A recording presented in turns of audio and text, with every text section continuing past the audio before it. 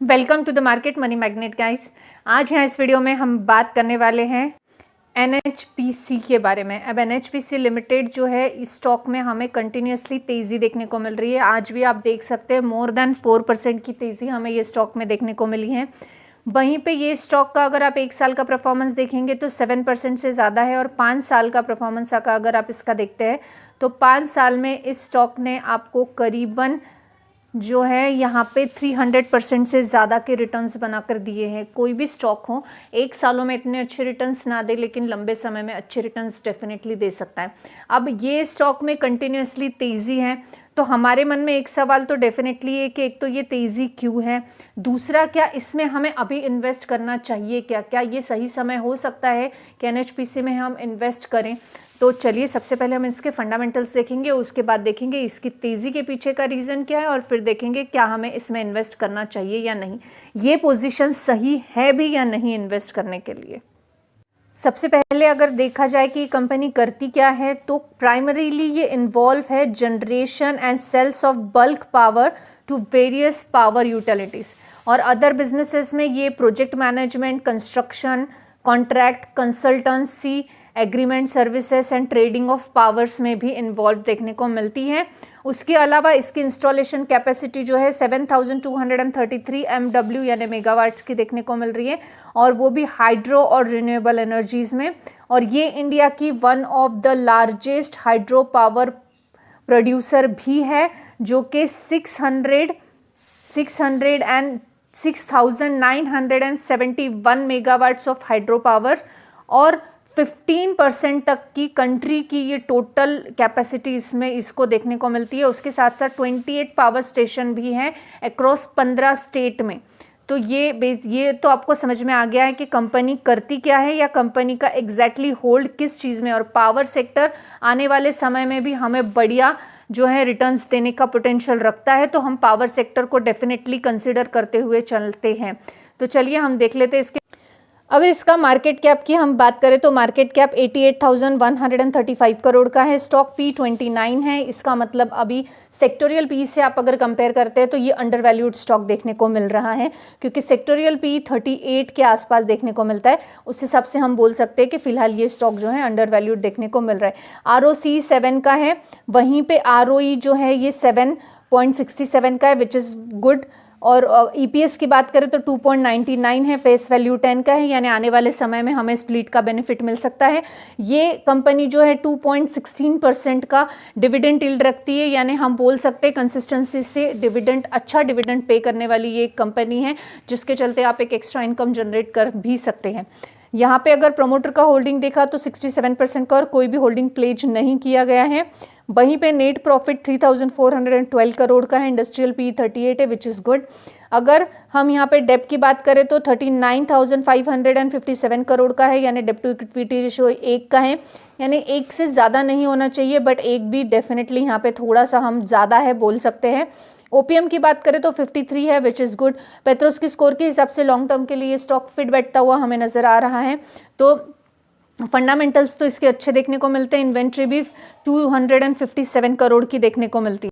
अगर हम balance sheet की बात कर ले तो बैलेंस शीट में रिजर्व्स जो है आप देख सकते हैं, रिजर्व्स कंसिस्टेंसी से बढ़ते हुए देखने को मिल रहे हैं।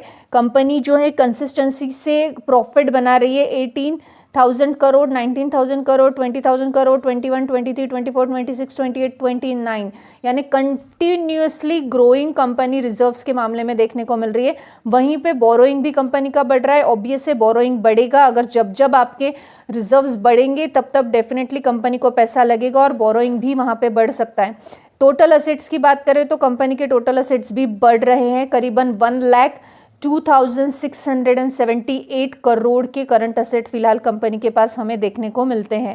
वहीं पे प्रॉफिट एंड लॉस अकाउंट्स की बात करें तो प्रॉफिट एंड लॉस अकाउंट में जो है सेल्स जो है थोड़ा सा फ्लक्चुएटेड, 10,000 के बाद 9,000 648 करोड़ था 21 में, देन 22 में 9,144 करोड़, 10,607 करोड़, देन 9,000, यानी थोड़ा सा हमें जो है सेल्स में फ्लक्चुएशन देखने को मिल रहा है। एक्सपेंसेस जो है कंपनी के वो थोड़े से कम हुए हैं, 5,000 करोड़ से 4,000 के आसपास एक्सपेंसेस देखने को मिल रहे हैं। ओपीएम शानदार तरीके से बढ़ रहा है कंपनी का।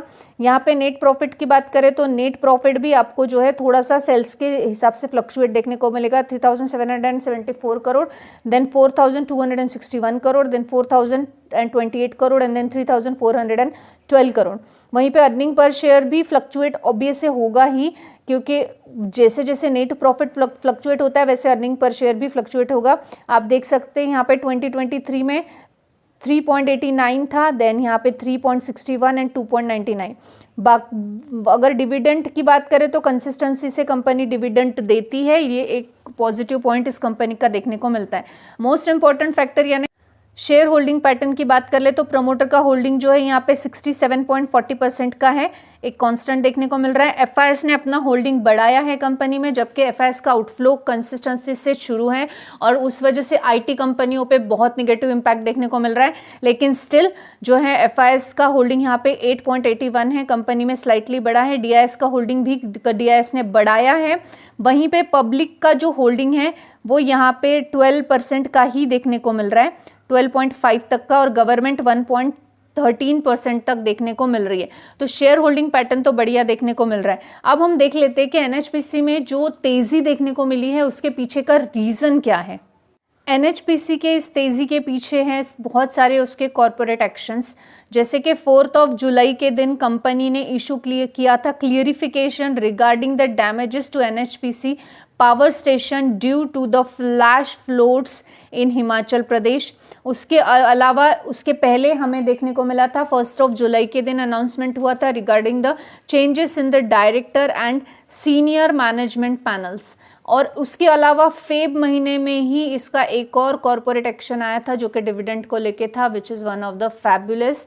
तो ये 3-4 जो अनाउंसमेंट थे, इसके बाद एनएचपीसी की तरफ देखने का एक नज़रिया बदल चुका है।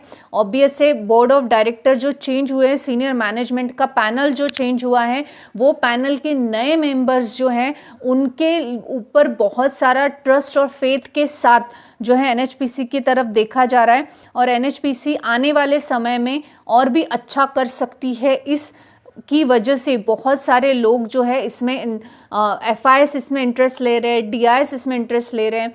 अगर सिर्फ म्यूचुअल फंड का होल्डिंग देखेंगे तो मोर देन 5% का तो सिर्फ म्यूचुअल फंड का होल्डिंग है डीआईएस में।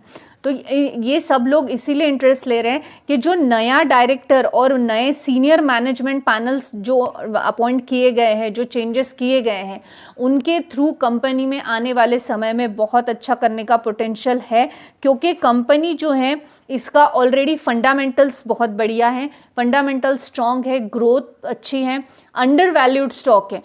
इतने फंडामेंटल्स अच्छा होते हुए भी सेक्टोरियल पी से कंपेयर करो तो अंडर वैल्यूड स्टॉक देखने को मिल रहा है। फैंटास्टिक कंसिस्टेंसी से डिविडेंड देने वाला कंपनी है, और एफआईएस कंटिन्यूअसली इसमें होल्डिंग बढ़ा रहा है और डीआईएस ने भी अपना होल्डिंग बढ़ाया है।